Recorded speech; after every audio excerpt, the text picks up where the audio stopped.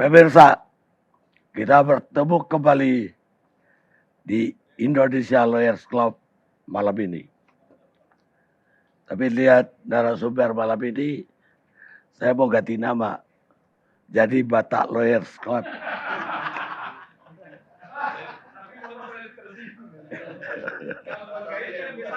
Dia minoritas.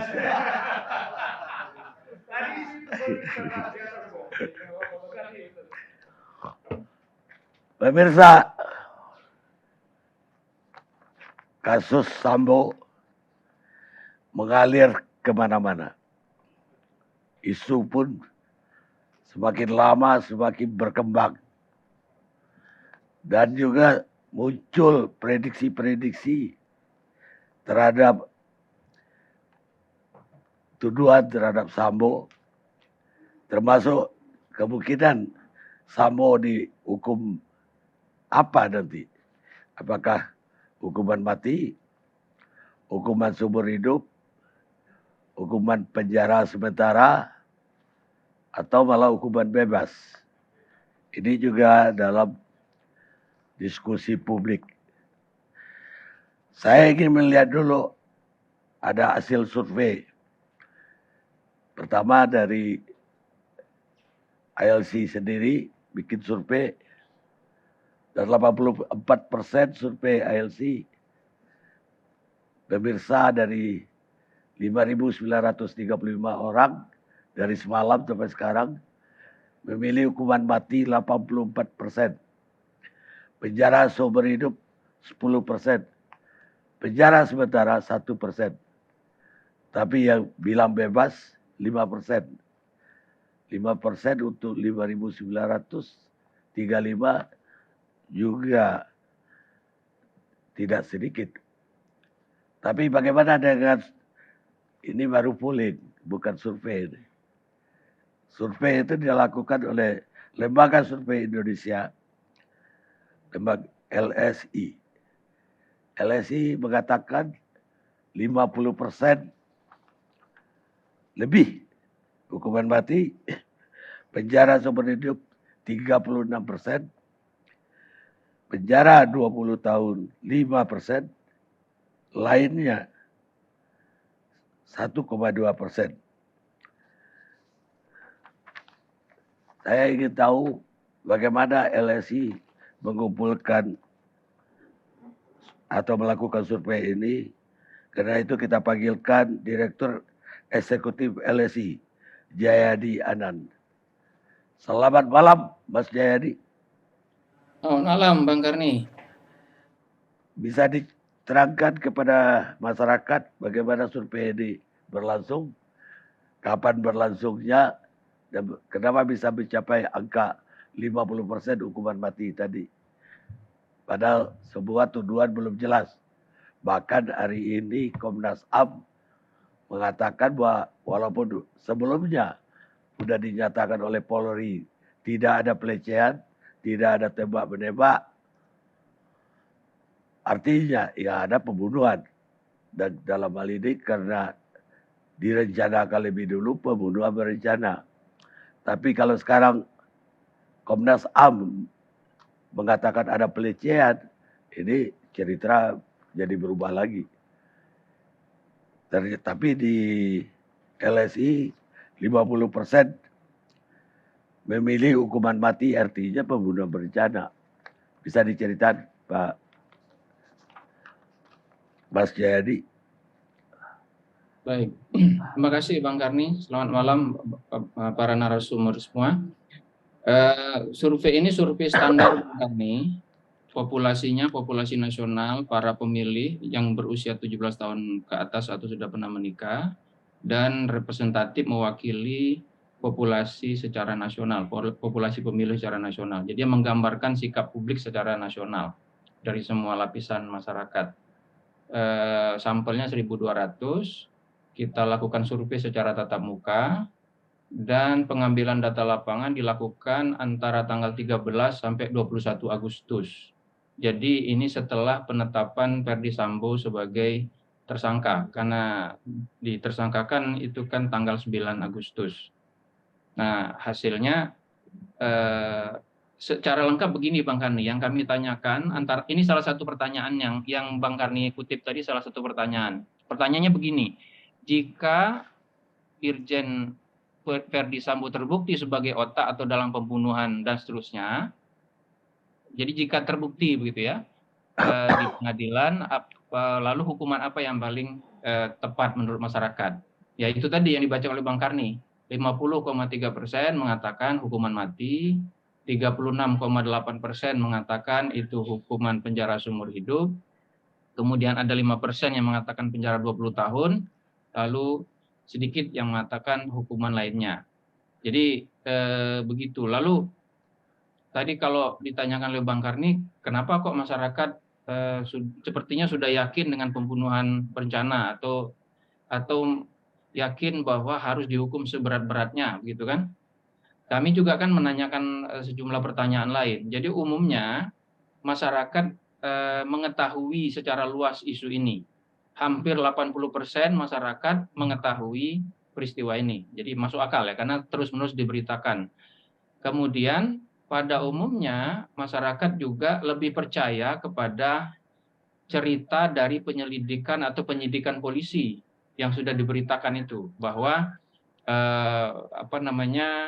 pembunuhan ini menurut hasil penyidikan polisi itu seperti yang diberitakan itu pembunuhan berencana, pasalnya yang dikenakan pasal 340, kemudian masyarakat juga percaya bahwa Verdi Sambo lah yang menjadi dalang. Masyarakat juga tidak percaya bahwa pembunuhan berencana terhadap Brigadir J itu karena alasan perundungan seksual dan sebagainya, seperti versi cerita Putri Chandrawati atau Verdi Sambo. Masyarakat lebih percaya itu pembunuhan berencana karena alasan-alasan yang lain. Kemudian masyarakat dengan demikian mendukung upaya-upaya percaya dengan upaya-upaya yang dilakukan oleh kepolisian dalam konteks menuntaskan kasus ini. Jadi saya kira itu kesimpulannya Bang Karni, mengapa kemudian sikap masyarakat itu berujung pada keyakinan mereka bahwa dalam hal ini Irjen FS Verdi Sambo harus dihukum seberat-beratnya. Ada pengaruh tidak, Mas Jayadi, pertanyaan yang mengatakan bahwa Verdi Sambo dituduh melakukan pembunuhan berencana, lantas apa hukumannya yang tepat? Ya kan memang ancamannya mati. Ada pengaruh pertanyaan nggak di situ? Jawabannya mati. Kan kita memberikan opsi-opsi pertanyaan, dan mereka boleh memilih opsi jawaban yang lain yang menurut mereka lebih tepat. Tapi yang dipilih itu opsi tadi, opsi hukuman mati, opsi penjara seumur hidup, bahkan penjara 20 tahun pun hanya sedikit yang memilih, kan cuma 5%. Sisanya ya yang lain-lain, mungkin termasuk seperti yang disampaikan oleh Bang Karni tadi, penjara sementara atau malah mungkin bebas dan sebagainya. Jadi pertanyaannya seperti yang saya sampaikan tadi, bahwa jika Verdi Sambo terbukti sebagai dalang atau perencana pembunuhan ini, maka hukuman apa yang paling tepat? Tentu saja seperti yang kata Bang Karni katakan tadi, kalau ternyata persidangan misalnya atau pemberitaan ke depan itu berubah versi ceritanya, mungkin sikap masyarakat akan berubah juga.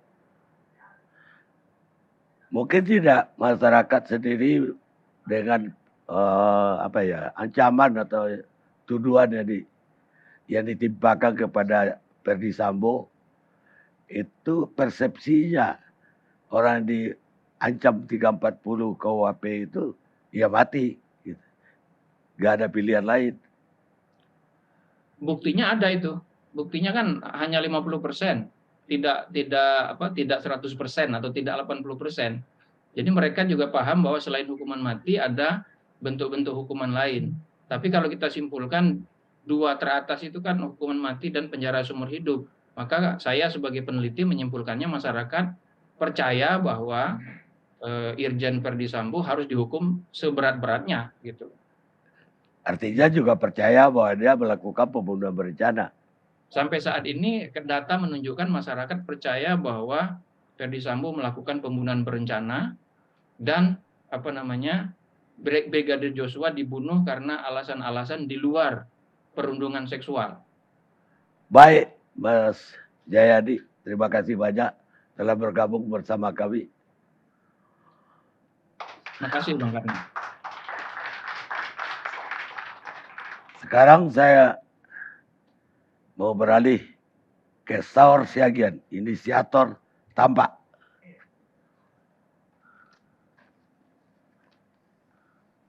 Pertanyaannya apa, Bang?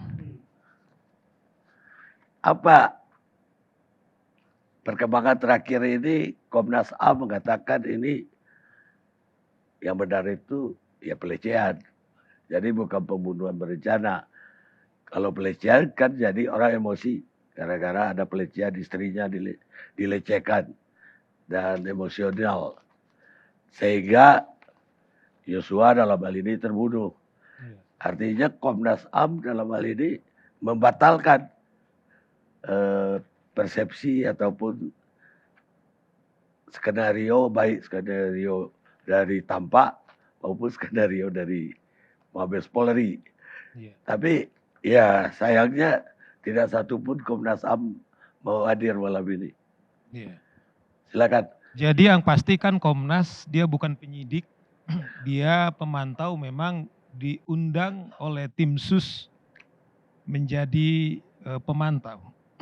Jadi posisi Komnas dia bukanlah bagian daripada penyidikan, sehingga output hasil rekomendasi mereka kan namanya bentuk rekomendasi. Jadi di situ posisi Tampak. Yang pasti fakta hukum bahwa KUHAP yang menentukan seseorang tersangka dengan cukup bukti itu adalah penyidik. Jadi sampai sekarang kan pasal yang dituduhkan kepada Saudara Ferdi Sambo bersama dengan istrinya kan adalah pasal 334 pembunuhan perencanaan dan pasal 340 dan 338. Nah, saya pikir dari awal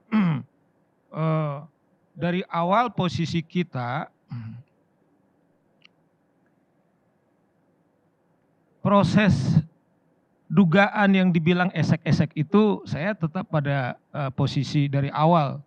Waktu masih talkshow-nya Bang Karni itu adalah halusinasi.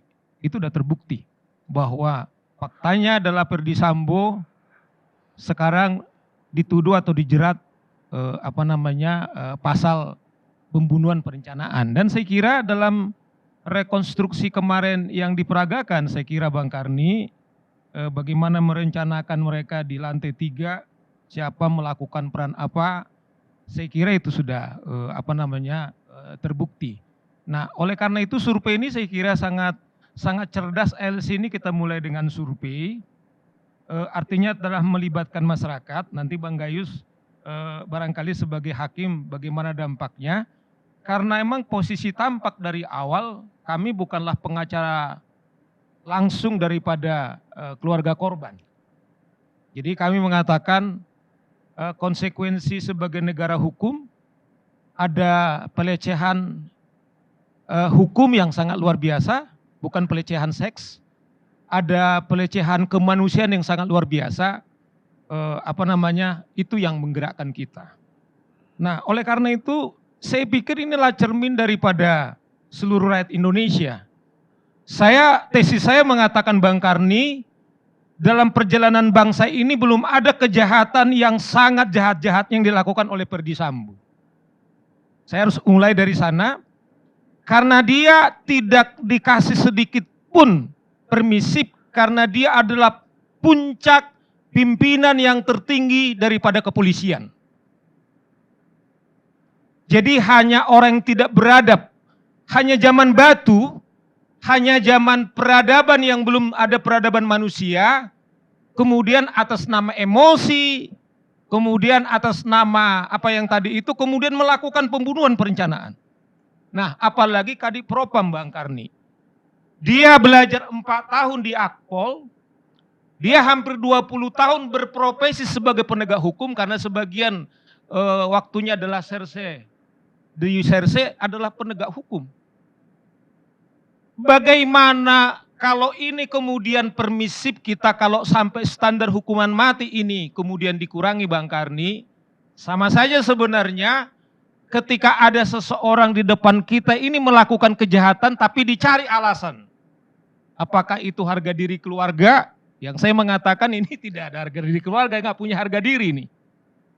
Karena dia melibatkan istrinya untuk mau melepaskan jerat hukumnya, dia melibatkan anak-anaknya untuk melepaskan jerat hukumnya, dengan cara melakukan pembunuhan kepada stafnya. Bayangkan ajudan adalah orang yang paling dekat dengan dia. Saya nggak kebayang Bang Karni waktu dia disuruh masuk itu, kemudian ke ruangan pembantaian itu. Saya dalam tradisi agama saya Bang Karni dan kultur saya, kami biasa itu namanya motong ayam sendiri. Kalau Bang Karni kan nggak boleh. Tapi saya sendiri punya peliharaan ayam Bang Karni. Karena saya yang kasih makan ayam ini, nggak tega juga akhirnya ketika saya mau potong, saya bawa ke pasar itu Bang. Saya harus bayar dia 10.000, kemudian untuk memotong ayam ini. Nah ini Kadipropam, kemudian dia membantai ajudannya. Saya bilang ini adalah peradaban Jaban Batu saja tidak ada alasan. Sehingga kalaupun ada harga diri kepolisian yang sampai 98 sekarang ini Bang Karni terlibat, ada 36 orang yang diisolasi ya Son ya.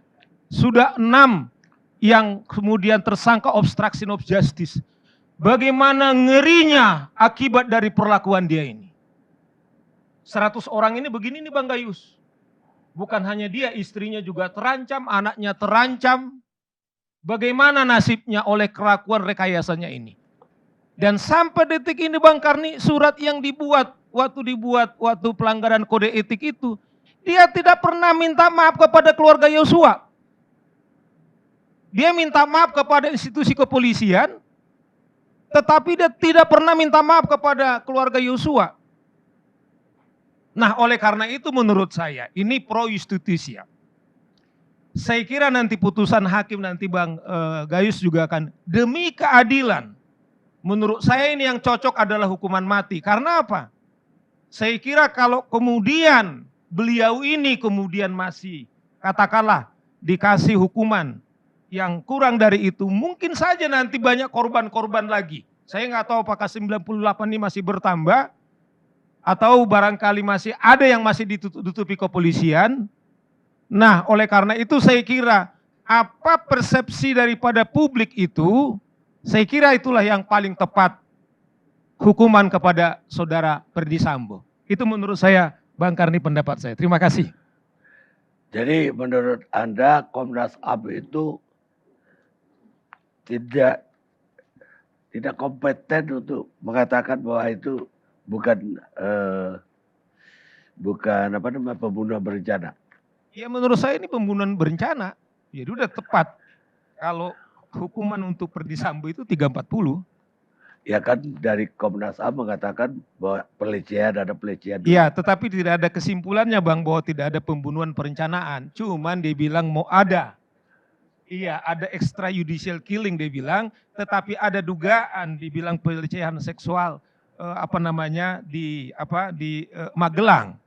Nah, tapi menurut saya kalau seorang Ferdy Sambo atau dengan istrinya, kalau pada saat itu kemudian ada dugaan pelecehan seksual, mestinya pada saat itu juga LP dibuat, kemudian juga dilaporkan, tetapi kan tidak ada petunjuk lain kecuali itu pengakuan daripada Kuat Maruf. Yang versi lain sebenarnya juga dugaannya Kuat Maruf juga yang melakukan pelecehan seksual kepada si putri tersebut Bang Karni. Jadi silakan saja Komnas kemudian menemukan atau pantauan penyelidikan mereka seperti itu. Tetapi kami dari awal karena memang pelecehan seksual itu kemudian sudah dibatalkan atau sudah digugurkan, mestinya tidak ada alasan lagi itu. Tapi saya tidak tahu rekomendasi ini bagaimana pendapat penyidik, mestinya harus diabaikan menurut saya. Terima kasih Bang Karni. Baik, terima kasih Bung Saur Siagian. Pemirsa, mereka yang sudah meninggal tidak bisa lagi berteriak minta keadilan. Maka tugas kita-kita yang masih hiduplah untuk berjuang agar yang meninggal tadi atau yang mati mendapatkan keadilannya. Louis Bujold, penulis Amerika. Kita rehat sejenak.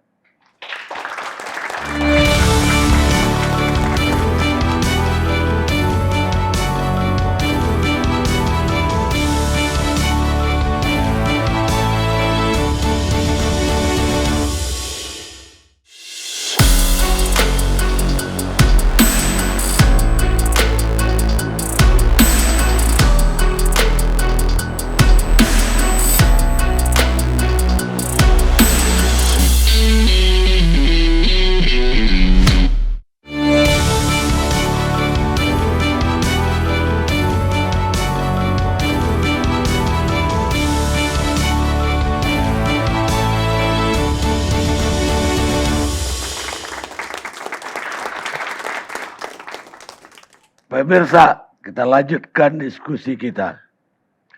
Sekarang saya akan mengundang Profesor Andi Hamzah, pakar hukum paling senior di Republik ini yang masih ada. Semoga panjang umur, Prof. Selamat malam, Prof. Malam. Profesor, Ya, selama ini pasti ngikutin, ini paling hangat kan minggu-minggu ini, bahkan bulan-bulan ini, kasus Sambo. ya. Menurut Prof dari perkembangan yang terjadi di lapangan, apa yang layak untuk beliau ini tuduhannya?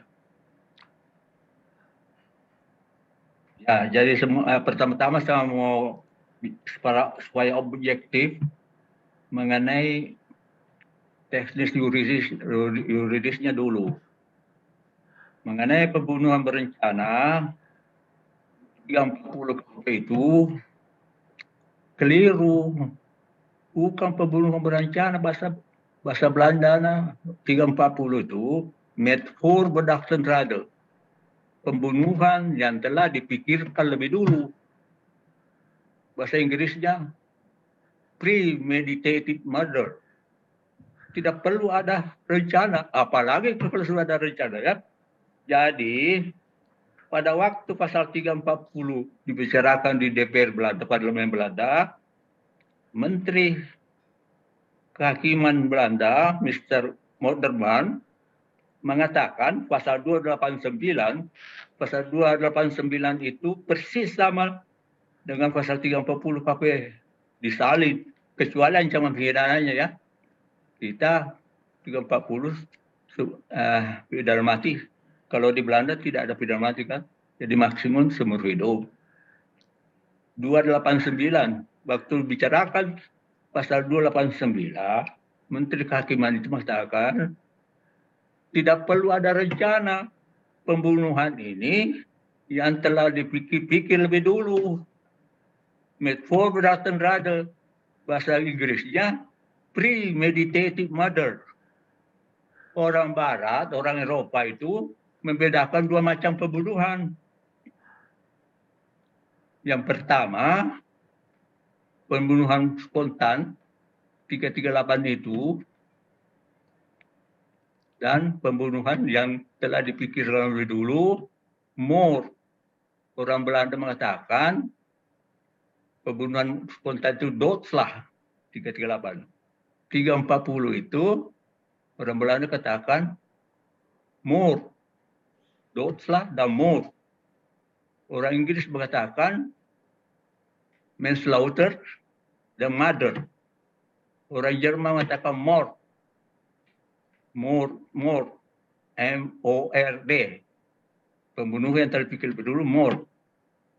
Kalau pembunuhan biasa, Jerman mengatakan manslaughter, pembunuhan biasa, totslag. Nah, jadi orang Barat membedakan dua macam pembunuhan. Bahasa Asia, Arab, Melayu, Indonesia, Cina, Jepang, cuma satu istilah, pembunuhan. Tidak ada istilah more than setelah itu. Ya, maka itu saya rasa di dalam rancangan KUHP sudah hilang itu pembunuhan berencana. Satu pasal. Itu yang pertama sekali. Jadi tidak perlu ada rencana. Pokoknya pikir lebih dulu. Kata Menteri Kehakiman itu, itulah more.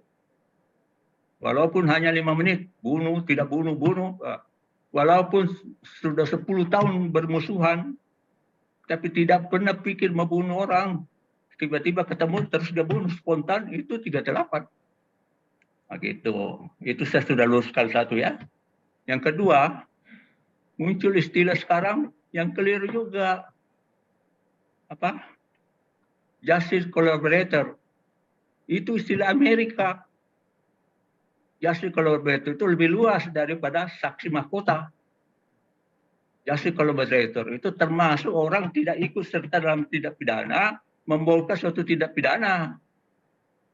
Kalau saksi mahkota, salah satu tersangka atau terdakwa yang paling ringan perannya dalam tindak pidana itu dikeluarkan jadi terdakwa menjadi saksi untuk membongkar teman-teman. Itu namanya saksi mahkota. Bahasa Inggrisnya Crown witness. Bahasa Belandanya kroongetuige. Itu dipakai di Eropa. Di Belanda, saksi mahkota itu dasar hukumnya, ikuti Indonesia ini, dasar hukumnya tertinggi, asas oportunitas di tangan jaksa. Jaksa boleh menuntut, boleh juga tidak, baik dengan syarat maupun tanpa syarat. The public prosecutor may decide conditionally or unconditionally to make prosecution to court or not. Tanpa syarat, misalnya Bibi Chandra. Dengan syarat bongkar teman-teman. Apabila tidak ada yang bisa dibatalkan begitu saja, maka tetap diambil yang paling kurang berat untuk membongkar teman-teman dan dijanjikan akan dituntut lebih ringan. Ya kan? Nah, di Belanda dan Indonesia dasar hukum tertinggi itu oportunitas tadi. Boleh menuntut jaksa itu, boleh juga tidak. Baik dengan syarat, maksud apa? Dengan syarat kebongkar teman-teman. Tapi di Italia sudah dibuat undang-undang Crown witness ini, saksi mahkota. Saya sudah berkunjung ke sana tahun 1996. Katanya itu paling ampuh untuk membongkar kejahatan mafia di Italia. Oleh karena temannya pasti marah membunuh dia, maka dia dilindungi seketat mungkin supaya jangan dia dibunuh. Itu di Italia sekarang. Ya, jadi salah istilah itu justice collaborator itu. Saksi mahkota, crown witness, kroongetuige. Nah, jadi sudah saya luruskan ya. Mengenai ukuran hukuman itu saya lihat tadi semua lihat dari atas, mati, seumur hidup, 20 tahun, tidak lihat dari bawah. Semua tindak pidana dalam KUHP minimum umum 1 hari. Jadi hukuman mati itu dari 1 hari sampai 20 tahun sampai seumur hidup sampai mati. Kalau pencurian dari 1 hari sampai 5 tahun. Jadi hakim bergerak di situ. Dan disitulah bergeraknya hakim untuk menentukan hukuman dan juga tuntutan jaksa dilihat dari motif. Motifnya apa? Meringankan atau memberatkan. Kalau membunuh untuk mengambil uangnya orang, ya tentu berat. Membunuh karena melawan politik. Misalnya pernah terjadi di Sulsel itu. Calon bupati dibunuh di pasar karena dia elektabilitasnya paling tinggi. Dibunuh oleh lawan. Nah itu motif yang begitu paling berat. Tapi kalau ada pelecehan seksual tentu agak lebih ringan, meringankan. Jadi penting itu motifnya. Dan saya rasa penyidik polisi pasti sudah tahu. Saya yakin dia sudah tahu motifnya itu. Kita tidak tahu. Katanya tadi Komnas HAM bilang lagi pelecehan seksual. Itu berdasarkan keterangan Kuat Maruf itu kan. Jadi saya kalau begitu saya tidak mau bicara mengenai ukuran hukuman ini karena tidak tahu motifnya, ya. Itu saja dulu yang saya mau kemukakan. Apalagi Waktu pasal itu lahir, pasal berapa di Belanda 219 289 289 persis sama bunyinya, tapi hukumannya beda. Di sana cuma seumur hidup. Di zaman itu seumur hidup juga. sini, ya. Belanda itu dari tahun 1870 sudah tidak ada pidana mati. 1870. Semua kejahatan. Semua kejahatan. Baik, Prof. Nah, sekarang dinaikkan kalau terorisme. Ada pidana 30 tahun di Belanda sekarang. Terorisme, membunuh karena alasan terorisme 30 tahun. Pasal baru dong. Iya. Dulu kan sama Indonesia paling tinggi hukuman itu 15 tahun. Dalam hal pemberatan 20 tahun. Sekarang di Belanda sudah dikenal hukuman 30 tahun untuk teroris. Mengenai Komnas HAM ini, menurut saya bukan urusannya Komnas HAM ini. Urusannya Komnas HAM itu pelanggaran berat HAM, gross violation against humanity.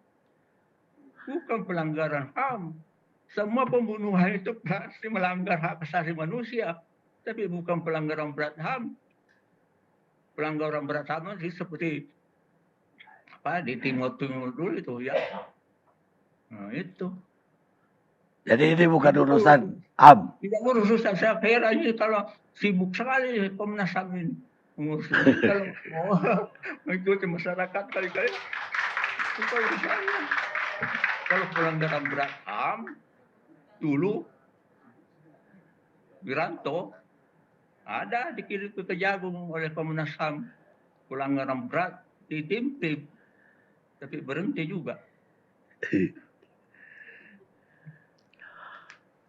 Baik, Prof. Terima kasih banyak kuliah pendeknya malam ini. Sampai ketemu kembali. Ya. Selamat malam. Alhamdulillah bisa tidur.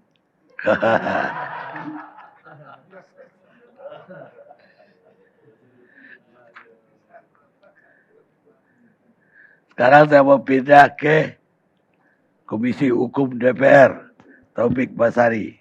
Ya, siap Bang.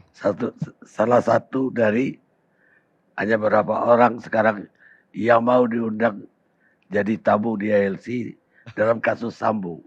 Siap Bang. Padahal dulu rajin semua. Sekarang jarang yang rajin. Silakan, Bu Taufik. Ya, baik Bang. Pertama saya ingin memberikan pandangan dulu terkait dengan apa yang tadi Bang Karni katakan dalam hubungannya rekomendasi dari Komnas HAM. Jadi saya memperhatikan betul konferensi pers dari Komnas HAM. Kalau saya melihat dari hasil laporan Komnas HAM dan rekomendasinya tidak ada satupun yang menegasikan pasal 340. Jadi meskipun Komnas HAM menyatakan bahwa salah satu kesimpulannya adalah ada dugaan pelecehan seksual, namun tidak berarti dugaan temuan dari Komnas HAM tersebut mengarahkan pada ketiadaan niat atau perencanaan ya di dalam pembunuhan ini, atau kata Prof. Andi Hamzah tadi kesempatan untuk berpikir untuk melakukan pembunuhan yang akhirnya bisa menggugurkan 340. Jadi hasil laporan Komnas HAM termasuk juga rekomendasinya tidak berkaitan dengan pasal yang disangkakan kepada Verdi Sambo. Nah, jadi supaya clear di situ. Nah, yang kedua, tadi Prof. Andi Hamzah juga mempertanyakan peran Komnas HAM. Memang betul bahwa kasus ini bukan bagian dari pelanggaran berat hak asasi manusia, sehingga Komnas HAM tidak memiliki kewenangan untuk menyelidiki kasus ini, karena kasus ini bukan yurisdiksi dari pengadilan HAM. kasus ini adalah pengadilan umum masuknya, ya, karena itu dia pidana biasa. Tapi ada satu kewenangan yang dimiliki oleh Komnas HAM, yaitu pemantauan. Nah, pemantauan inilah yang kemudian dijalankan oleh Komnas HAM dan akhirnya menghasilkan laporan dan rekomendasi. Nah, sebenarnya keterlibatan Komnas HAM ini juga karena harapan publik ketika ada kasus ini kemudian terjadi rekayasa kasus, banyak orang tidak percaya kepada pihak kepolisian karena dianggap jeruk makan jeruk, ya kan? Sudah pelakunya polisi, ada rekayasa kasus yang menangani polisi lagi. Nah, oleh karena itulah maka pihak kepolisian juga butuh untuk adanya pihak eksternal, ya, yang bisa turut serta untuk mengawasi jalannya kasus ini. Karena itu diajaklah pihak Komnas HAM, dibuka soal-soal yang akses, boleh mengetahui proses perjalanan kasus ini, boleh ikut memanggil dan memeriksa saksi-saksi, supaya apa? Supaya apa yang dilakukan oleh kepolisian bisa dinilai juga oleh Komnas HAM, diawasi. Yang kedua juga ada perbandingan, misalnya ada keraguan dari masyarakat terkait apa yang dilakukan oleh pihak kepolisian. Jadi kalau saya melihatnya secara positif bahwa keterlibatan Komnas HAM ini untuk menjaga, ya, bahwa proses yang dilakukan oleh polisi ini bisa kita percaya, ya, dan bisa berjalan secara akuntabel dan transparan. Nah, yang ketiga terkait dengan hukuman mati. Karena tema kita pada hari ini adalah hukuman mati. Jadi saya tidak mau mendahului proses peradilan, ya. Tetapi apabila memang peristiwanya adalah sejahat ini seperti yang dikatakan oleh Bang Saur, ya tentu harapan kita adalah hukuman yang maksimal. Kenapa? Karena tadi ada beberapa catatan, ya. Pelakunya adalah seseorang yang kita berikan kewenangan untuk melakukan penegakan hukum. Bahkan posisinya lebih strategis lagi, melakukan penegakan hukum internal apabila ada pelanggaran-pelanggaran hukum yang dilakukan oleh oknum kepolisian.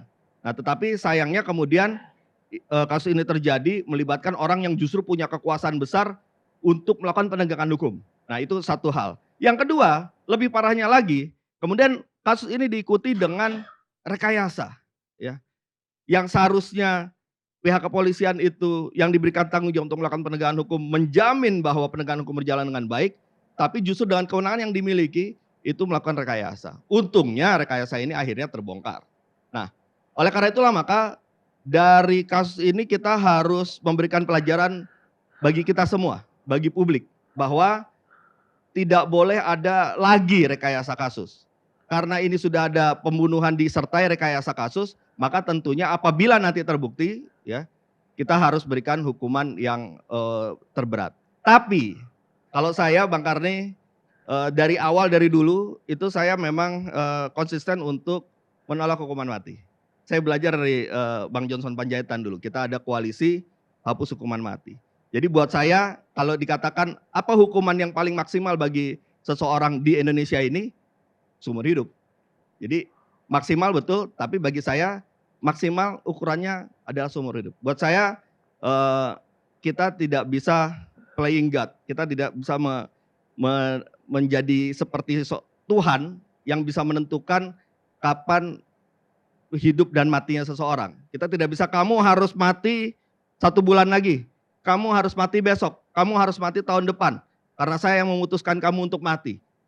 Kalau dalam apa yang saya perjuangkan selama ini, saya berpikir bahwa ya kita sama saja, ya, ketika ada seseorang membunuh orang, kemudian kita juga harus membalasnya dengan membunuh, ya. Hukum mati kan membunuh dia, mencabut nyawanya, itu berarti sama-sama saja. Ini sebuah rantai kekerasan yang tidak akan pernah berhenti. Oleh karena itu saya tidak sepakat dengan mata balas mata, ya, karena apa? Karena hukuman kita, pemidanaan kita ini sudah modern, ya, tidak lagi mata balas mata, ya, tapi kita sudah menuju ke arah penghukuman atau pemidanaan yang restoratif, ya, bagaimana memulihkan keadaan, bagaimana memulihkan korban. Jadi korban ini Brigadir J dengan keluarganya harus kita negara harus memperhatikan korban. Tapi di sisi lain kita juga harus memulihkan, ya, si pelakunya ini harus kita sadarkan bahwa dia telah melakukan kejahatan dan harus bertobat.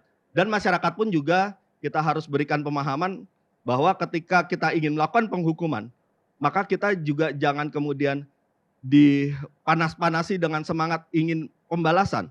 Tapi yang kita hadirkan semangatnya adalah semangat ayo kita perbaiki. Ada orang jahat kita perbaiki orangnya supaya bertobat. Ada korban kita pulihkan hak korban ini supaya kembali bisa seperti semula atau setidaknya dengan keadaan yang lebih baik. Jadi itu pandangan saya Bang Karni, dan kita tetap berharap agar kasus ini bisa terbongkar setuntas-tuntasnya, dan kita tetap harus mengawal pihak kepolisian ya agar tetap menjalankan kasus ini secara akuntabel, transparan dan profesional. Mudah-mudahan keadilan bisa ditegakkan.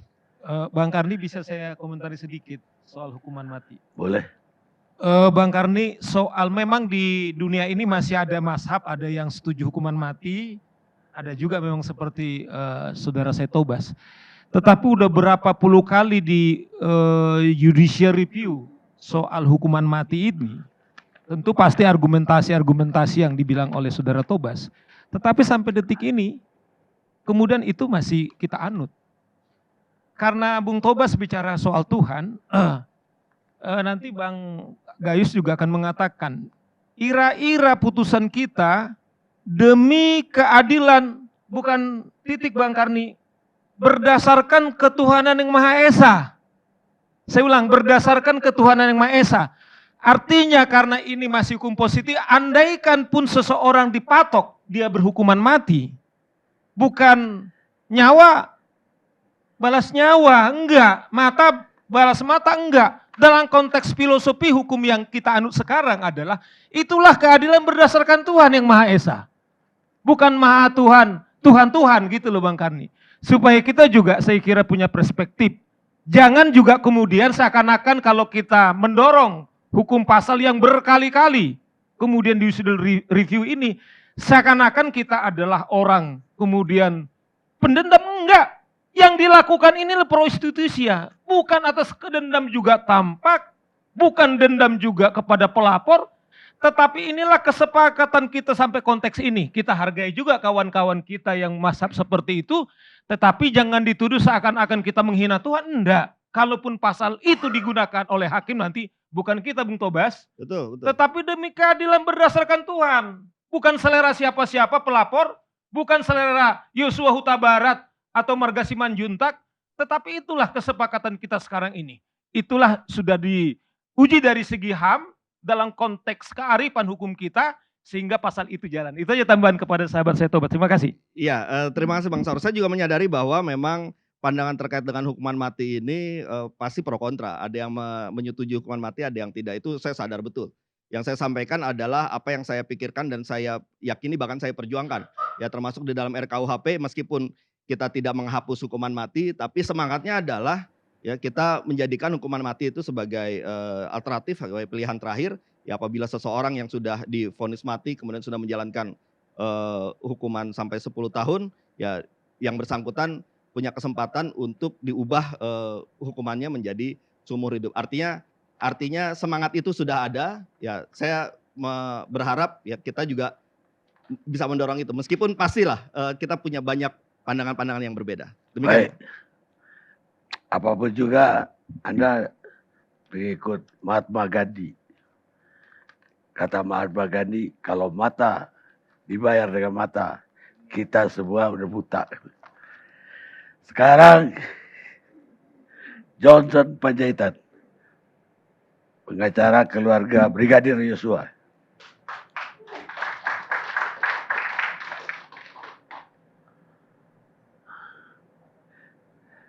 Pak Karni, saya mau melanjutkan episode yang lalu. Silakan. Karena ternyata seperti yang saya perhitungkan, episode yang kali ini dalam perkembangan penyidikan kasus pembunuhan Brigadir Joshua memulai satu pola yang sangat canggih. Ya, karena tadi Bang Karni bilang justru yang memunculkan ini adalah Komnas HAM. Saya dari tadi ngelihat, bicara pelecehan seksual nanti saya ada yang tegur lagi lulusan esek. ya kan? Itu agak, jadi saya agak, ya kan? Iya. Jadi saya harus agak ekstra hati-hati dalam soal ini. Tapi saya terus terang saja, saya sedih betul, ya.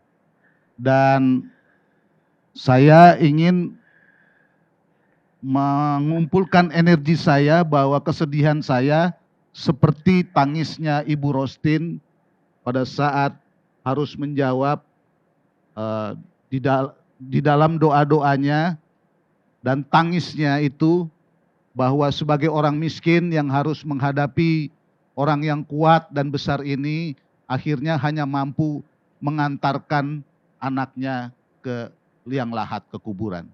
Saya kira semangat itu juga yang saya lagi kuatkan energi saya agar power ini bisa terus-menerus menyala sampai kita menyelesaikan ini di titik akhir. Pak Karni, terus terang saja, sinetron yang kemarin ini atau telenovela yang kemarin ini canggih juga, dan memang bentuknya agak berbeda dengan Teletubbies, tapi ketemu juga kan, dan saya kira ini sempurna karena antara, kalau saya pakai istilah yang kemarin, antara kaisar, antara kerajaan dengan ratunya top, mantap sekali, klop. Sepertinya dia inilah orang yang akan menjadi pemimpin masa depan polisi, Kapolri, dan Ibu. Wah, luar biasa sekali. Itu dipertontonkan oleh kita. Pak Karni, ada yang mau saya pengen tunjukkan kecanggihannya dari segi pro justisia dan tidak pro justisia. Kalau di masa yang lalu, ya, sebelum kami melaporkan pada tanggal 18, Ibu PC sudah lapor lebih dulu soal pelecehan seksual di Duren 3 dan perencanaan pembunuhan, percobaan pembunuhan. Ada dua. Dan dengan tegas pada waktu itu Kapolri atau institusi Polri menyatakan bahwa ini tidak ada tindak pidananya. Walaupun sampai sekarang kami belum diberikan SP3 untuk soal itu. Ya. Pak Karni, kalau yang ini nggak ada pelaporan, tapi tiba-tiba muncul di Magelang. Di rekonstruksi di Magelang, dan prakteknya borongan langsung 3. Ya, jadi rekonstruksinya langsung 3. Nggak ada pelaporan, tiba-tiba muncul. Dan kalau kita perhatikan dengan sangat sungguh-sungguh, sebenarnya ini semua kan berkasnya hancur. Kita berkali-kali di sini kita bicara bahwa barang buktinya hancur, semua obstruction of justice-nya sangat luar biasa. Karena itu mereka mengejar pengakuan. Ya. Dan Direktur Pidana Umum Mabes kemarin mengatakan bahwa ini akan menggunakan metode saksi mahkota, splitting. Saya kira ini jebakan-jebakan yang mulai makin canggih ini, ya. Nggak dilaporin, tapi direkonstruksi ada. Sementara yang dilaporin itu di stop. Ya, jadi skenario awal bahwa dia ingin menggunakan pasal 48 atau 49 untuk meringankan atau untuk menggeser, ya, ini tetap dilakukan isu pelecehan seksual. Cuma kesedihan saya jadi makin bertambah. Saya agak marah pada waktu itu ke rekan saya yang lulusan ESEK itu, karena saya merasa kok Brigadir J sudah di dalam kuburan, keluarganya menanggung beban ini secara berat, sekarang masih mau diadili lagi, mau dituntut-tuntut lagi. Dan sekarang yang melakukan adalah Komnas HAM. Lembaga yang kita perjuangkan dan kita dirikan untuk melindungi korban, bukan untuk melindungi polisi. Saya sedih betul, terus terang saja. Saya sedih. Dari mana jalannya? Kan saya udah bilang dari awal ke Ketua Komnas HAM, you tidak pro justisia. Dan dia sendiri pada waktu yang lalu, kan Pak Karni sendiri dengar, Rekomendasi dia tidak pernah dilaksanakan oleh Kapolri, oleh polisi, terutama yang menyangkut kekerasan dan senjata. Sekarang dia kok tiba-tiba muncul seperti itu? Dari mana jalannya? Dari mana jalannya tiba-tiba dia mengatakan soal pelecehan seksual itu, dari mana jalannya? Saya tidak ngerti. Pak Karni, saya harus jelaskan ini dulu dari awal ya. Karena bagi saya ini sangat menyakitkan sekali, apalagi keluarga Brigadir J. Pak Karni, saya sebelum terima kiriman surat kuasa membuat laporan, saya sangat hati-hati. Sekitar tanggal 16 malam, ya, sore harinya saya telepon-teleponan dengan salah satu komisioner Komnas HAM untuk bertemu secara rahasia. Saya pengen bicara sama dia, ya. Dan kami bertemu setelah mereka melakukan koordinasi dengan Wakapolri pada waktu itu. Saya bertemu, saya bilang saya baru masih sedang menunggu surat kuasa ini sampai. Nanti kalau misalkan surat kuasa ini sampai, saya baru secara resmi akan berhubungan dengan Komnas sambil saya mencari uang agar bisa mendatangkan klien saya, karena terus terang saja kondisi ekonominya kan berat dan kemampuan saya juga sangat terbatas. Apa yang dia katakan pada waktu itu? Terlambat, Bang, karena kami sudah memutuskan untuk besok berangkat ke Jambi. Nah, jadi legitimasi dia, Pak Tobas, legitimasi Komnas ini berangkat, ya, bukan karena rakyat, bukan karena koordinasi. Kalau omongannya ketuanya Komnas itu berdasarkan MOU, berdasarkan Undang-Undang Nomor 39.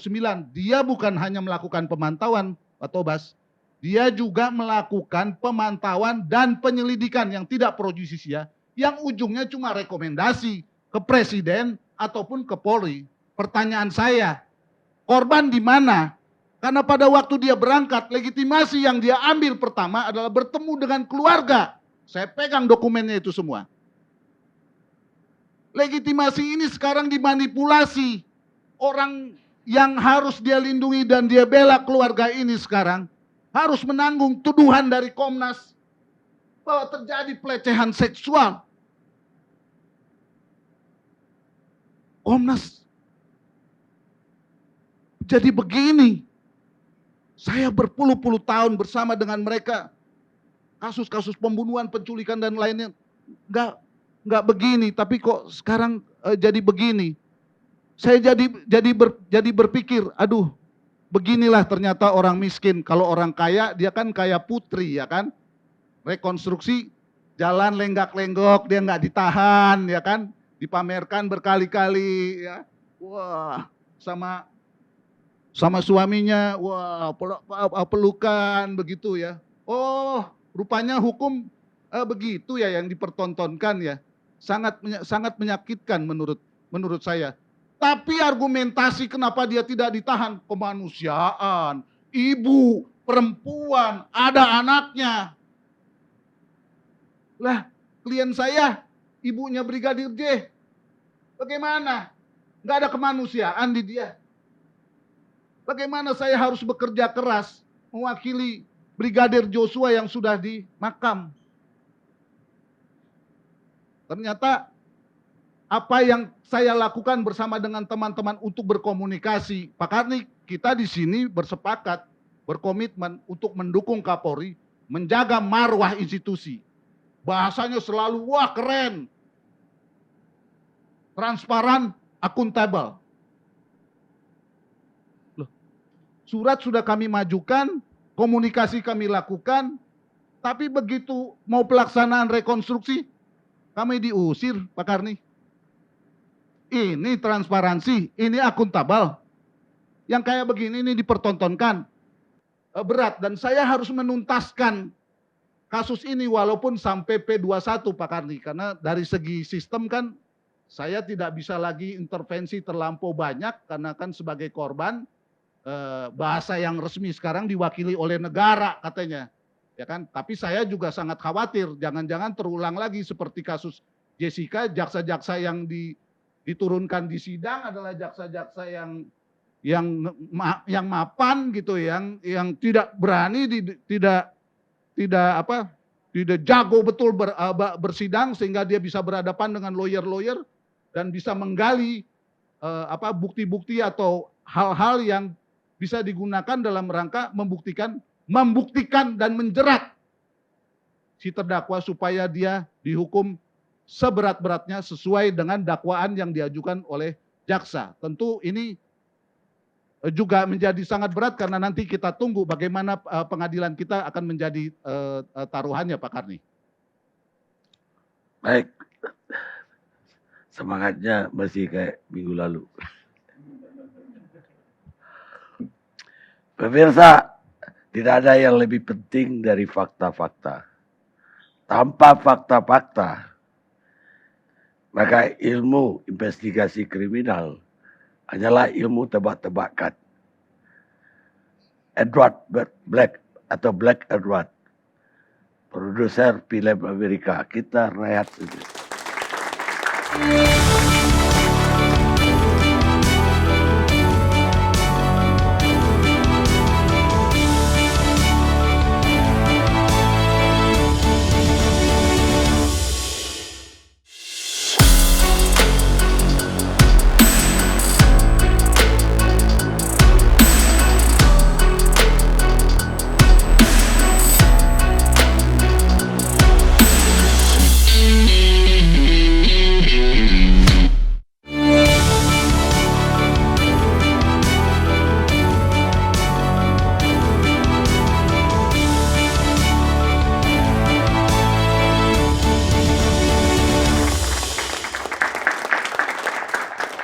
Pemirsa, kita sampai di segmen terakhir. Sekarang saya ingin mendengar pandangan dari sejawat saya, wartawan senior bidang hukum, Panda Dababan.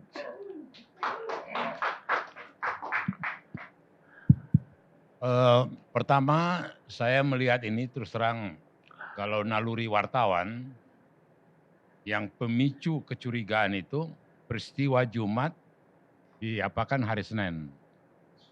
Itu sebenarnya sudah awal dari sumber kecurigaan. Artinya sebagai wartawan yang investigasi, ada apa selama periode. Dan kemudian saya tidak mengulangi apa yang terjadi dari kacamata kewartawanan, kemudian dalam investigasi banyak hal-hal yang menarik. Dalam arti kata begini, keterlibatan tadi 36 anggota polisi dan kemudian sampai 80 sekian, yang 85, itu sebenarnya bukan karena assignment atau instruksinya Sambo. Itu adalah refleksi daripada budaya menjilat. Gitu loh. Mengambil hati, dan kemudian peristiwa peluk-pelukannya Sambo sama Kapolda Padilla itu signal ke bawah.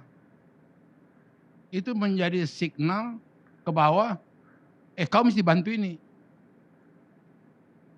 Jadi dampak dia peluk-pelukan itu menjadi signal ke institusi di bawah dalam jajaran Polda, bantu ini.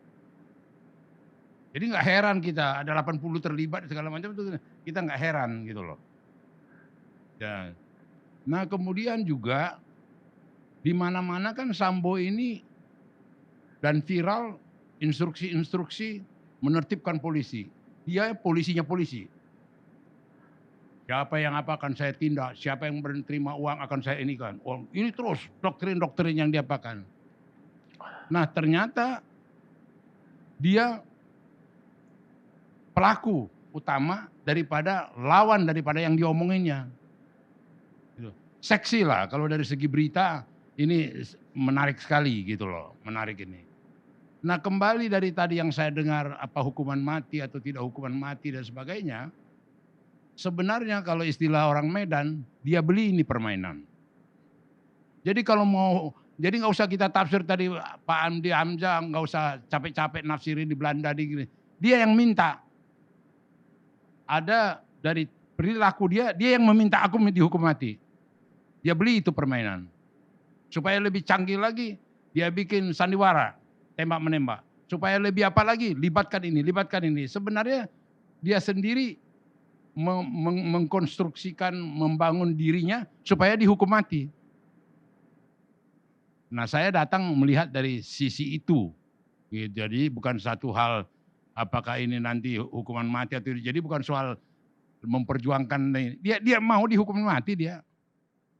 Caranya mau dihukum mati, ya dia bukan keanehan-keanehan. Dia lakukan tindakan-tindakan yang memang etape-etape untuk orang dihukum mati. Tuh, saya melihatnya dari segi itu. Nah, kemudian dari apa yang dikatakan Bung Karni tadi sebagai wartawan yang mengikuti perkembangan ini, kita juga melihat sebenarnya perspektif yang lebih mahal dari kasus ini. Saya tidak terlampau, mohon maaf Pak Johnson, saya tidak terlampau khawatir yang kau sampaikan itu tadi, karena saya yakin masyarakat, intensitasnya, dan kemudian lembaga-lembaga hukum, termasuklah organisasinya Sahur, ini yang dampak tampak. ya kan? Artinya ada kekuatan-kekuatan yang sosial yang mengawasi, mengkontrol ini. Ya. Dan kemudian saya percaya, karena saya juga bicara dengan beberapa petinggi di Kejaksaan Agung, mereka juga mempertaruhkan reputasi mereka. Gitu loh. Mereka akan mengkritisi. Gitu loh. Tidak semudah itu mau ada pola atau apa mau dipermainkan gitu loh.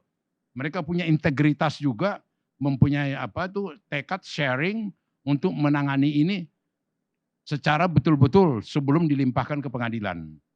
Jadi kembali lagi tadi saya melihat adanya pengawasan yang begitu intens dan saya rasa saya bisa klaim tidak ada perkara pidana sedahsyat ini yang diawasi oleh masyarakat yang begitu luas. Tidak ada. Sejarah siapa aja, termasuk Kusdi Kasdut, ternyata kasus-kasus lain, tidak ada sespektakuler ini. Dan kemudian juga saya tidak bosan-bosannya mengatakan peristiwa ini juga peristiwa yang cukup mahal. Kalau ini betul-betul dengan arif dan bijaksana, Kapolri memanfaatkan ini untuk melakukan, itu yang saya bilang berkali-kali, ini peluang emas. Melakukan perombakan besar-besaran. Melakukan perbaikan besar-besaran di internal kepolisian. Dia peluang emas ini jangan dia lewatkan gitu loh. Ambil contoh, ini kan satu bukti bagaimana orang seperti Verdi Sambo bisa kepala divisi Propam. Ada something wrong, something happen. Dan kemudian sampai sekarang masih kuat rumor atau kemudian gosip atau ucapan di mana-mana. Untuk seorang Kapolres harus keluar sekian ratus juta. Untuk jadi Kapolda harus sekian ini. Untuk promosi ini, promosi ini. Ini harus dibersihkan. Nah, sekarang Sigit punya kemampuan nggak, punya keberanian nggak untuk melakukan pembersihan?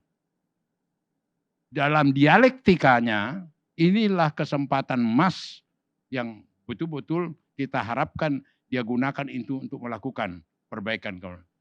Jadi saya melihat kasus ini terus terang aja kasus yang mahal, cukup menarik, dan kemudian monumental, dan kemudian betul-betul, dan terus terang yang korban ini mohon maaf bukan keluarga Joshua aja.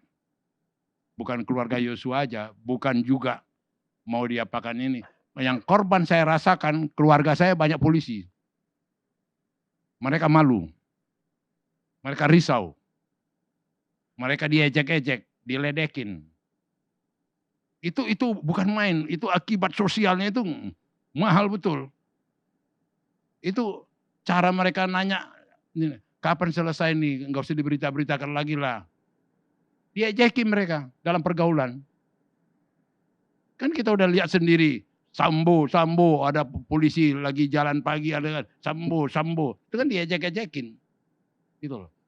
Jadi inilah yang saya lihat terus terang aja bahwa kasus ini betul-betul kasus yang sangat monumental, kasus yang betul spektakuler, dan mau dihukum mati atau tidak dihukum mati, itu saya lihat keinginan dia sendiri. Dari kelakuan dia sendiri, otak dia bikin ini tembak-menembak, diatur skenario ini segala macam, itu etape-etape untuk dia dihukum lebih berat lagi. Begitu, Bung Karni. Baik, itu dari seorang jurnalis senior, kalau nggak mau dibilang tua. All journalists never die. Sekarang giliran dari pakar hukum pidana, Otto Hasibuan. Wah, saya dapat gelar pakar hukum pidana ini.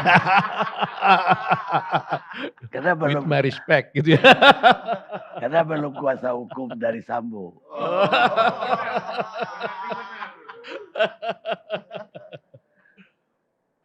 Terima kasih. Saya sungguh tertarik dengan pembicaraan tadi ini.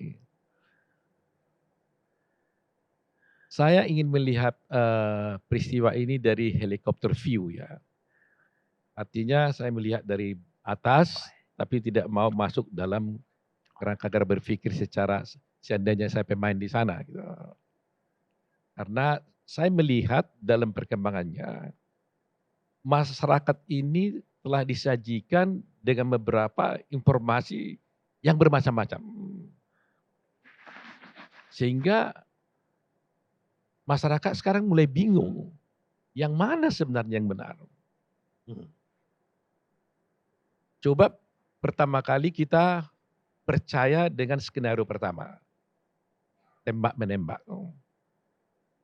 Sekejap orang percaya. Tiba-tiba beberapa waktu kemudian berubah ada skenario yang kedua. Kita pun percaya pula lagi nih.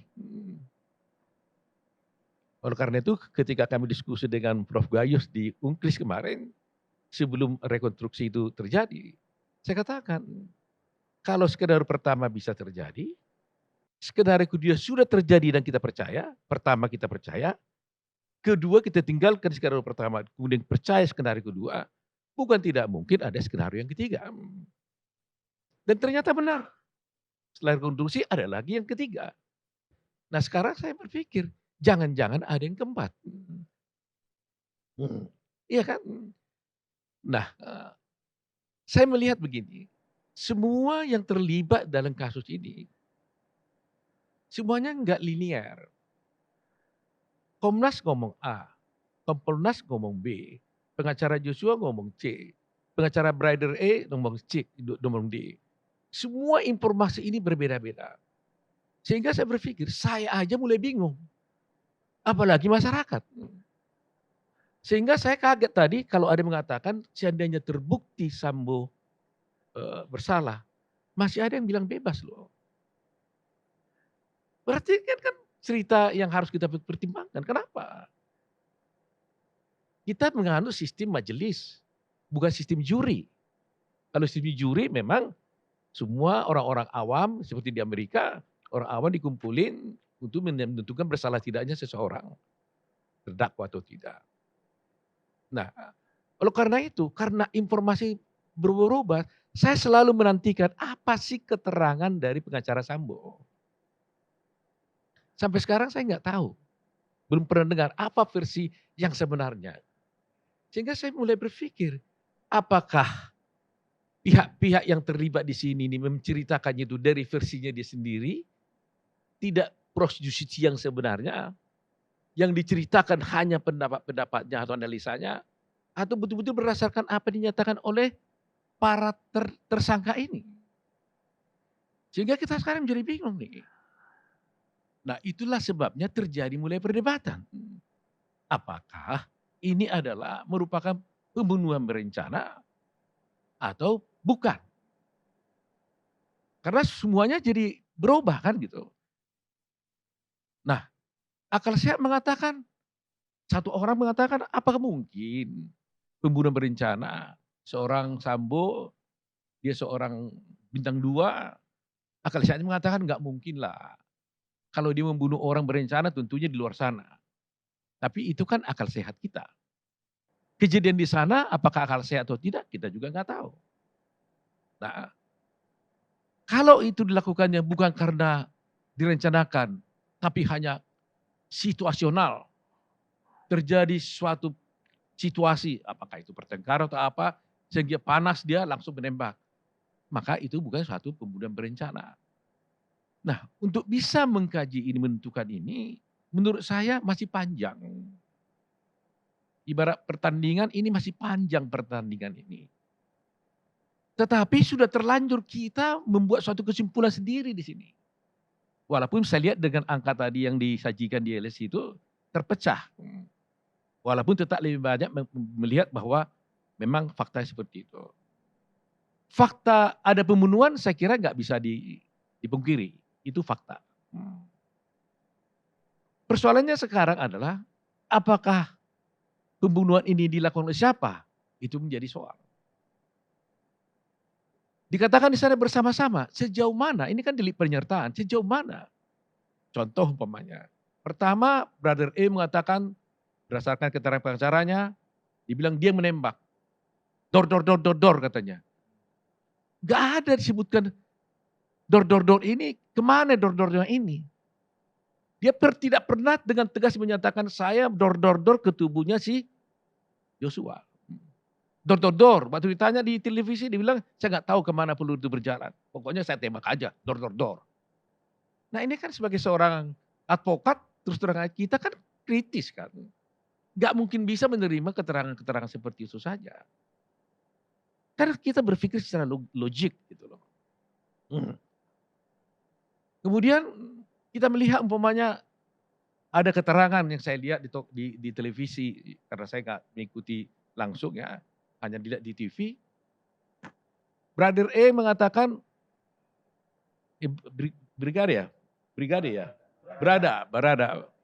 Brother E mengatakan dia dipanggil ke atas. Kemudian ketika itu dia sudah melihat si Joshua bersujud, tangannya di belakang. Ya kan? Tentunya dalam kondisi seperti itu ini cara analisis seorang advokat ini. Kalau demikian halnya kemungkinannya berada itu berada di mana? Tidak mungkin di belakang Sambo. Pasti di samping kiri atau kanan atau di belakang Sambo. Di belakangnya si Joshua maksud saya. Di kiri atau di kanan atau di belakangnya Joshua. Nah kalau di belakang Joshua maka wajar sekali ada peluru kena kepala, dor. Tapi yang dari dada yang mana nih pelakunya? Kan nggak mungkin berada Eju menembakkan itu. Nah kemudian sekarang kita berangkat lagi bahwa saya baca berita mengatakan Sambo juga mengatakan dia tidak melakukan penembakan. Katanya saya perintahkan hanya dihajar saja, tapi dia melakukan penembakan. Berarti berkembang sedemikian rupa kan. Nah pertanyaan lagi secara advokat nih. Kalau kita bicara David advokat umpamanya, saya berpikir-pikir. Kalau bilang diperintahkan tembak katanya sama si Brother E. Lantas dia bunuh orang ini. Joshua bisa, Sambo bisa bilang, saya nggak suruh bunuh. Saya suruh tembak aja. Kalau tembak kan boleh kakinya. Tapi dia lakukan pembunuhan. Ini kan jadi persoalan yang cukup serius dalam praktek peradilan. Praktek peradilannya akan sangat sulit gitu. Nah, belum lagi saya berpikir, andaikan ini kasus sampai di pengadilan, saksi-saksinya itu hanya berapa orang? Itu aja kan. Nah kalau 4 orang yang bersuara A, hasil pengadilannya kan A. Kalau seragam mengatakan A kejadiannya, hasilnya A. Kalau dia bilang B, hasilnya B. Ini tidak mudah. Biar gimana pun mereka berhak menyatakan, mencabut berita acara umpamanya di persidangan, bisa menyatakan yang lain. Nah, pertanyaan kita sekarang, sebenarnya apa yang terjadi? Terus terang aja kita pun nggak tahu. Tapi kita nggak boleh terperangkap, kecuali pengacara-pengacara yang sudah mengetahui dalamnya mungkin ya. Tapi masyarakat umum tidak boleh terkerangka dengan informasi operasi di televisi ini. Karena kebenaran yang nyata-nyata tidak di situ. Kebenaran itu nanti akan ada di pengadilan. Tidak boleh kita simpulkan sekarang ini. Ya kalau bicara fair kemenangannya sudah terjadi trial by the press. Ya kan? Sudah terjadi. Padahal sebagai advokat kita kayaknya mengenal asas presumption of innocence. Hari ini kita lupakan presumption of innocence. Nehi kita bilang, lupakan teori hukum, lupakan hak-hak si tersangka dan sebagainya. Karena memang juga kita mengetahui betapa sakitnya seorang ibu daripada Joshua. Jadi kita lihat dari situ, ya gak tega juga dong kita lihat. Masa Joshua sudah mati, tidak ada yang diadili, semuanya gitu. Tapi sebagai seorang advokat, saya katakan tadi itu, selalu berpikir kan akan yang lain gitu loh. Nah, oleh karena itu saya hanya berpendapat bahwa saya tidak bisa menentukan apa hukuman yang diberikan kepada Sambo. Dan tidak boleh saya mengatakan itu sebelum pengadilan menyatakannya. Kalau saya umpamanya ada yang mengatakan saya maunya dia dihukum mati, boleh-boleh saja, itu haknya setiap orang. Ya. Tapi kita tidak boleh mengintervensi pikiran hakim dengan pikiran masyarakat seakan-akan hakim kau harus hukum mati atau kau harus bebaskan. Itu nggak boleh juga, berbahaya juga penegakan hukum itu. Jadi jangan sampai gara-gara perkara ini semua rambu-rambu hukum itu kita hancurkan juga gitu loh. Jadi meskipun pahit perkara ini, begitu sulitnya pembuktiannya ini, begitu kejamnya pembunuhan itu, tapi rambu hukum ini tidak boleh kita hancurkan. Sebab kalau kita hancurkan semua aturan hukum sekarang demi niat kita menghukum mati umpamanya, besok-besok terjadi sebaliknya, maka itu akan dipakai aturan-aturan yang itu di tempat lain. Akan lebih berbahaya lagi hukum itu. Jadi saya selalu berpikir konstruktif saja gitu. Oke, seorang pelaku pembunuhan harus dihukum. Yes. Tidak boleh dia dibebaskan begitu saja. Tetapi jangan sampai karena informasi-informasi yang keliru ini, yang tadi Pak Johnson juga mulai kecewa dengan Komnas HAM.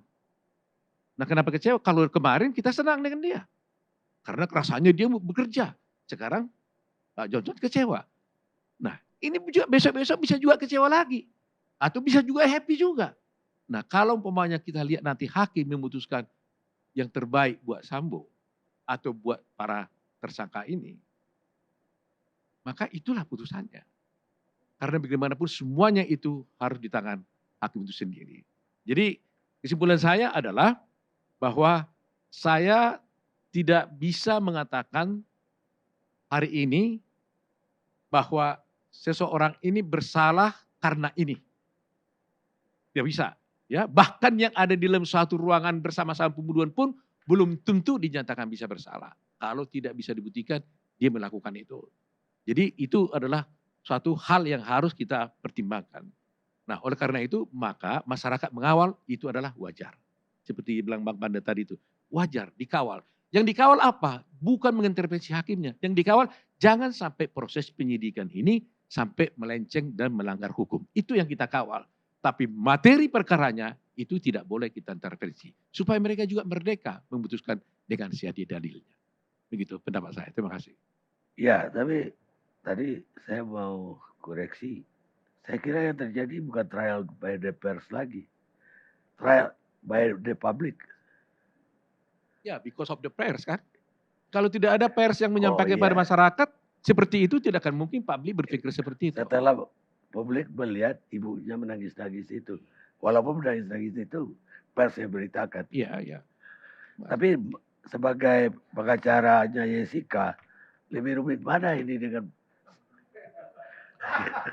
Kalau kasusnya sebenarnya jauh lebih rumit Jessica. Sayang kalaulah masyarakat pada waktu itu memberikan dukungan kepada peradilan yang fair, nasib Jessica tidak akan dihukum. Karena begini ya, saya punya prinsip ya, apalagi yang berbau darah, tidak mungkin saya meminta Jessica bebas. Kalau hati dan pikiran saya dan dalam doa saya dan dengan ilmu yang Tuhan berikan kepada saya tahu dia bersalah tapi saya minta bebas, itu tidak akan saya lakukan. Tapi Pak Karni, hampir sampai detik ini, mudah-mudahan saya tidak keliru. Karena saya juga bisa salah. Tapi hati dan pikiran saya, dan berdasarkan keilmuan yang saya peroleh dari Tuhan, saya meyakini betul bahwa Jessica tidak bersalah. Tapi putusan hakim harus saya hormati. Ya, putusan harus saya hormati. Tapi saya yakini saya yakini bahwa dia tidak bersalah. Karena sampai sekarang ini ya sebenarnya karena sebenarnya Mahkamah Agung pada waktu saya harapkan gini. Ini kan kita lihat ini kan ada otopsi ini, ya kan? Dipakai sebagai dasar. Coba Pak Karni, bayangkan di peradilan kita ini, peradilan Jessica ini, ada seorang mati, ya, ada seorang mati yang tiba-tiba bukan karena sakit, umpamanya di tempat kita ini ada di sana orang jalan tiba-tiba mati, bukan karena sakit. Lantas tidak diotopsi. Tapi hakim bisa mengatakan ini mati karena sianida. Dukun pun gak berani menebak itu. Tidak diotopsi. Nah sekarang semua perkara apapun diotopsi. Padahal Jessica tidak diotopsi. Itu perkara persoalannya. Jadi bayangkan seorang hakim mengatakan karena Jessica lah yang menguasai gelas itu lebih lama, maka dialah pembunuhnya. Bukan karena ada saksi melihat dan sebagainya. Itu tragedi dalam peradilan kita Pak Karni. Sampai saya harapkan tadinya Mahkamah Agung, ini ada Pak Hakim Agung dulu mantan hakim, mengatakan bahwa tanpa otopsi seseorang tidak bisa dinyatakan mati karena sebabnya apa? Sebab kematian ya. Karena sebab kematian hanya bisa ditentukan berdasarkan suatu otopsi. Kecuali yang bukan karena sakit dan sebagainya. Itu sebabnya waktu saya ke Singapura sebelum pertama kali kasus saya tangani, saya bicara dengan dokter-dokter Singapura, mereka mengatakan kalau itu tidak diotopsi di negara kami itu no case. Saya pergi ke ahli di Australia juga mengatakan itu no case, nggak usah dibicarakan. Nggak boleh polisi membawa ini kasus ke pengadilan karena tidak diotopsi. Nah itu maksud saya. Jadi kalau dibandingkan dengan kasus ini hebohnya, tragedinya mungkin beda ya. Tapi saya mengatakan dari pelik hukumnya Jessica akan lebih rumit. Kalau ini nggak rumit ini. Very simple case. Very simple. Pak Karni, saya boleh bertanya ke Boleh. Bang Oto. Tapi saya mau komentarin dulu. Iya. Mau komentarin dulu bahwa kenapa saya bertanya? Karena, karena sama pendapatnya dengan saya. Hah? Soal Jessica. Pendapat saya sama dengan Pak Oto. Makanya saya bertanya. Oh begitu, terima kasih Pak Karni. Nah, soal trial by the press, Pak ya. Ini yang terjadi justru kebalikannya. Pada saat peristiwa tanggal 8 terjadi, penembakan itu, tanggal 11 terjadi banyak korban. Dan yang melakukan itu institusi, yaitu Karopenmas, Sambo, dibantu dengan ahli dari Kapolri, mengumumkan peristiwa tembak-menembak. Itu kan berita bohong sebenarnya. Kan? Dan ini eranya kan era media sosial, itu resmi loh Bang. Korbannya kita semua seluruh rakyat Indonesia. Nah, perkembangan inilah yang menurut saya harus diperhatikan, kan? Nah, apalagi misalnya prarekonstruksi kemarin ngomongnya selalu saja transparansi dan lain sebagainya. Coba Abang bisa bayangkan sekarang ini betapa mahalnya dia bikin itu TV presisi. Sejak kapan polisi punya TV begitu dan dia menseleksi apa yang dia munculkan. Jadi ini institusi yang mau kita andalkan sebagai penyidik justru melakukan itu duluan. Padahal seluruh berkas perkaranya nanti dia yang buat. Ini kan jadi menyedihkan. Yang lebih menyedihkan lagi, dia nggak punya kewenangan pro justisia tiba-tiba nuduh gitu loh. Ini kan jadi tambah. Terus bagaimana kita bisa mendapatkan rasa keadilan kalau kayak begini caranya, Bang? Ya, saya bisa merasakan apa yang dirasakannya. Ya. Karena saya juga menghadapi situasi yang sama ketika membela Jessica. Ya. Tapi kalau dengar uraiannya Pak Oto, Ini cocok dengan nyanyinya Ahmad Albar. Dunia ini panggung sandiwara.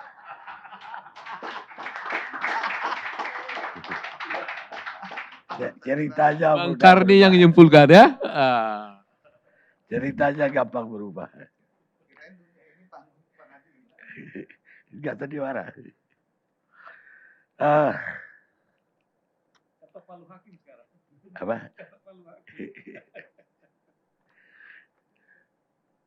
Sekarang Profesor Gayus Lumbun, mantan Hakim Agung.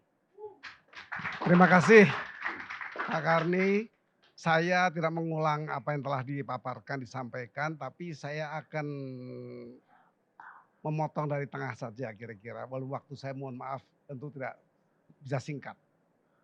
Saya mencoba mengumpulkan semua ekspektasi atau harapan dari Pak Saur, Pak Johnson, Bang Panda, kemudian Tobas, dan Profesor Otto Hasibuan.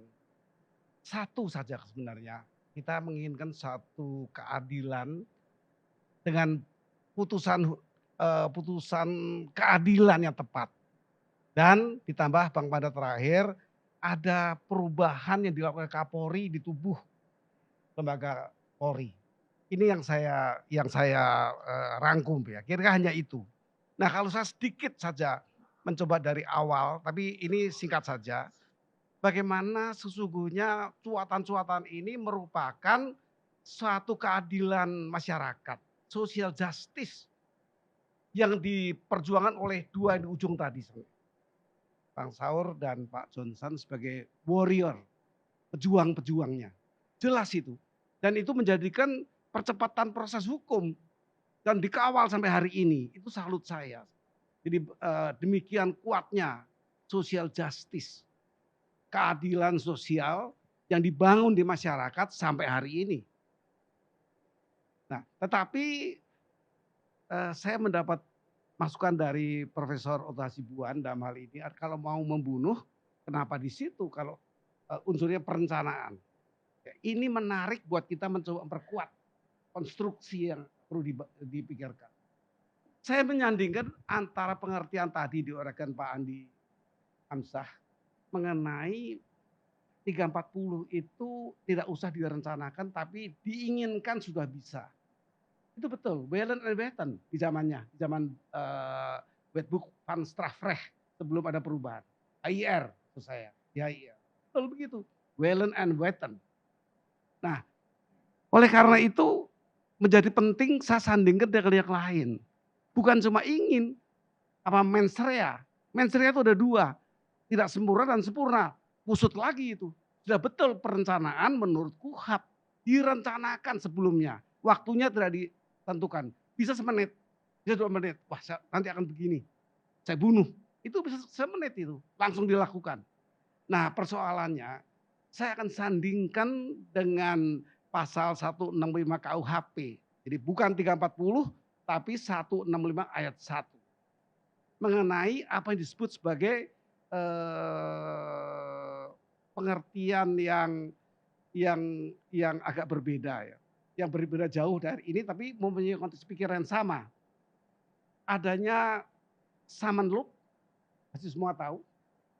Dan satu lagi adalah summon loop dan ini ada lagi sandingannya itu.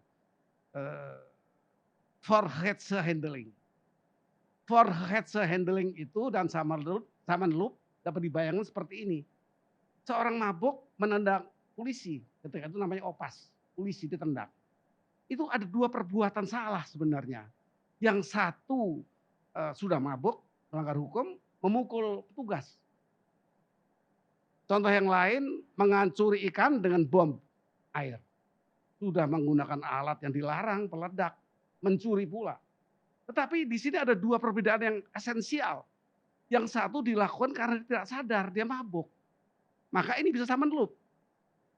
Nah, yang satu itu sangat sadar. Dan memang itu dua terpisah, handling berarti. Nah, jadi hukumannya tidak sama dengan 340 direncanakan.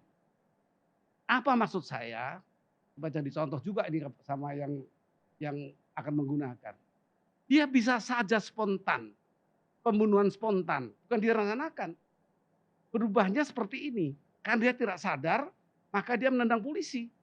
Karena dia gangguan emosi, dibuat seperti itu kan, tapi tidak bisa diganti. Gara-gara menggunakan narkoba, dia membunuh. Itu nggak direncanakan. Itu 165 tadi, bukan 340, hati-hati. Jadi ini contoh saya khusus mengenai ancaman 340 yang bukan diyuntukan, memang tidak diyuntukan, nggak salah itu. Rencana dakwaan dari hasil penyidikan tidak salah, yaitu menggunakan satu pengertian subsidiar. Subsidiar ini adalah pengganti bahasa Indonesianya. Subsidiar itu pengganti. Kalau tidak 340, penggantinya 13 tahun, 338. Nah, disinilah kita mulai memikirkan Yonto 5556 itu biasa. Ini memang tidak Yonto, betul subsidiar. Tapi kenapa ditempatkan subsidiaritas ini? Ya, biasanya subsidiar itu kalau ada berbagai subsidiar, lebih subsidiar lagi. Itu pertahanan sebenarnya, pertahanan dari penuntut. Tapi semua itu kan terpulang kepada hakim. Hakimlah yang akan menggunakan keadilan yang substantif. Nah, di sini saya sama dengan Bang Panda tujuannya, tapi berbeda masuknya, berbeda angle-nya. Bang Panda meminta Kapolri untuk bisa merombak. Saya berpikir agak berbeda karena saya minta hukum yang meminta. Yaitu apabila 340 hakim sepakat, ya tidak 165, tidak forehead handling, tidak. Sudah ini sadar dia memang bukan pengaruh obat atau pengaruh apa sehingga dia nembak. Karena Profesor Otto memberi saya inspirasi baru. Iya ya, kalau dia mau membunuh kenapa nggak di luar saja? Hari ini dia perintahkan, tahan, mati dia dalam tahanan, ya kan? Seorang bintang 2, kenapa dia sendiri melakukan? Orang akan masuk ke 165. Forehead handling itu memang perpaduan antara kondisi, suatu kondisi. Mabok, bisa minum obat yang ini membuat emosinya naik, bermacam-macam. Nah ini kehati-hatian konstruksi yang saya ingatkan terus. Dari pertama kita ketemu di sini, mengenai kasus ini. Konstruksi perhatikan. Karena lemahnya konstruksi, lemahnya putusan hakim. Kuatnya sebaliknya. Oleh karena itu Pak Karni, perbedaan saya dengan Bang Panda itu sama tujuan, hanya beda jalan. Saya ingin, tadi Bang Panda juga mengatakan, ini jangan-jangan dia memang sengaja menempatkan 340. Bisa jadi, dikondisikan seperti itu, supaya dia bisa berjasa kepada negara dan tidak dihukum mati. Apa itu? Tapi aku bisa komentari dulu. Jadi gini Pak Gayus, jangan ada kontradiktif, dia normal, kenapa di situ lakukan pembunuhan? Kenapa di mana aja bisa pembunuhan? Bukan dalam fase itu lagi. Dia secara psikologis dan secara bukan baru peristiwa setelah di Duren 3 segala macam. Tumbuh dia berkembang, merasa dia berkuasa, suka hati dia. Gitu loh. Itu situasi dia dan tindakan dia gitu loh. Jadi tidak relevan lagi melihat dia dalam arti kata kalau lebih apa lagi, lebih ngeri lagi yang dikatakan Otto tadi. Aku nggak suruh bunuh kok, aku suruh tembak. Gitu loh. Jadi maksud aku hati-hati. Dia ini sudah dalam posisi yang dia nikmati itu kekuasaan, dia manage itu kekuasaan, dan dia betul-betul tidak lagi dalam logika-logika kita. Itu yang mau saya apakan. Jadi itu aja bahwa style, gaya, maka saya bilang ini orang yang terkejut berkuasa. Terkejut badan tuh. Hebat aku rupanya. Cuma aku jenderal bintang 2. Dan siapa yang gak takut pada propam? Siapa yang gak takut kepada ini gitu loh. Nah dalam situasi psikologis begitulah dia lakukan ini. Gitu loh. Ya. Gitu aja. Pak Karni, saya ingin tanya ke Prof. Gayus. Jadi kalau yang menyangkut emosi akibat dari pelecehan seksual, harga diri dan lain sebagainya, ini apa bisa dijadikan dasar untuk mengurangi atau mengelak atau ataupun dalam Kalau dalam dia Tertib Negara? berdiri sendiri tidak.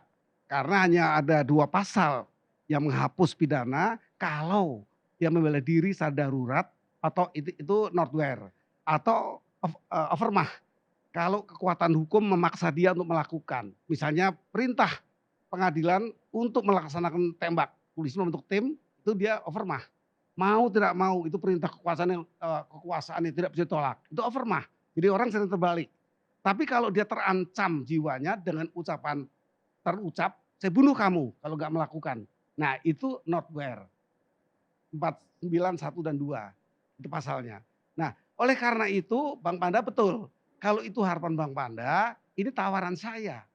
Tawaran saya adalah Sambo menyatakan dirinya memang seolah saya perencana. Tapi itu kan tidak normal, abnormal itu sebenarnya kalau ada orang selevel dia punya pikiran dia tembak sendiri. Ya dalam hal ini saya masih sebenarnya dengan Profesor Otto. Ini tentu kenapa kok dia lakukan sendiri kalau dia waras. Ini ketakutan saya digunakan 165 itu tolong pelajari itu 165. Penggabungan antara ketidakwarasan, sakit jiwa, pengaruh obat-obatan dan yang lain bisa digunakan itu. Lab crime-nya pun bisa diperiksa nanti. Bisa sampai 2 tahun kalau sekarang dari rambut bisa. Nah, racun-racun yang ditemukan, pengaruh kimia yang dikandung. Maksud saya, kalaupun dia ingin seperti Bang Panda katakan, memang dia membentuk dirinya sebagai pembunuh, perencana, katakan ada kekurangan pikirannya. Maka ada satu obat untuk dia. Menurut pikiran saya mungkin akan sama dengan Bang Panda, merombak lembaga ini.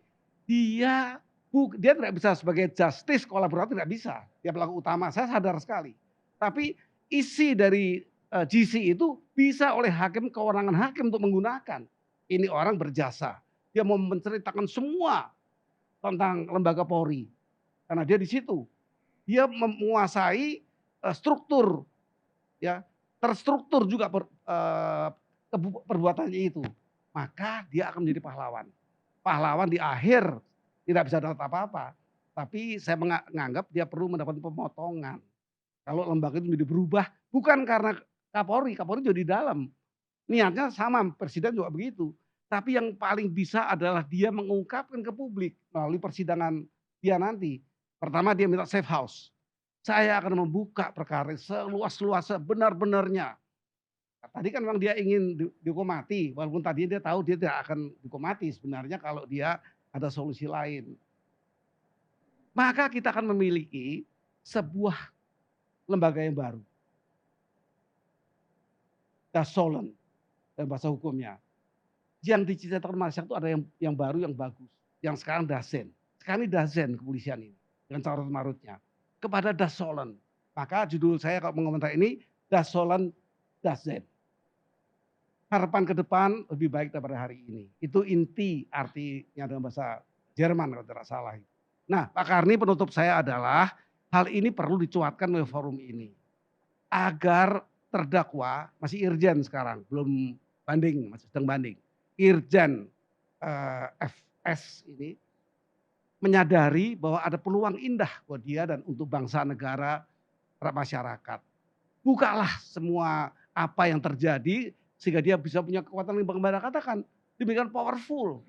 Sebenarnya kalau kita mengatakan power ini kan satu kekuatan. Harusnya tadi sempat saya dengar pembicaraan ada satu pengawasan. Polri ini nggak punya pengawasan. Padahal powerful ini kan tends to corrupt. Sehingga obatnya adalah power limited by power atau power limited by law. Mestinya begitu. Nah ini bentuknya ada pengawasan. Baik by law dan by power yang lebih tinggi.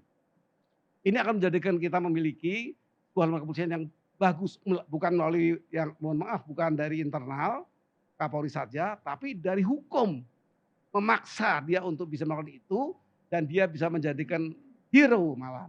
Hero itu saat terakhir untuk negara yang pernah disakitin dalam proses yang dia lakukan, termasuk bukan keluarga. Kalau keluarga ini akan berhadapan dengan 270 juta. Ya tentunya kita bukan merasakan kalau terjadi di keluarga saya pun saya akan sakit sekarang pun saya merasa sakit, sama sakit kita merasakan carut-marut ini. Tetapi apa yang kita dapatkan adalah bagaimana kita memiliki lembaga yang Baik, Sen dan Solan tadi. Terima kasih Pak Karni. baik. Pemirsa, keadilan itu adalah hati nurani. Bukan hati nurani masing-masing individu, tapi hati nurani seluruh manusia. Alexander Solzhenitsyn, novelis dan sejarawan Rusia. Kita ketemu ALC yang akan datang.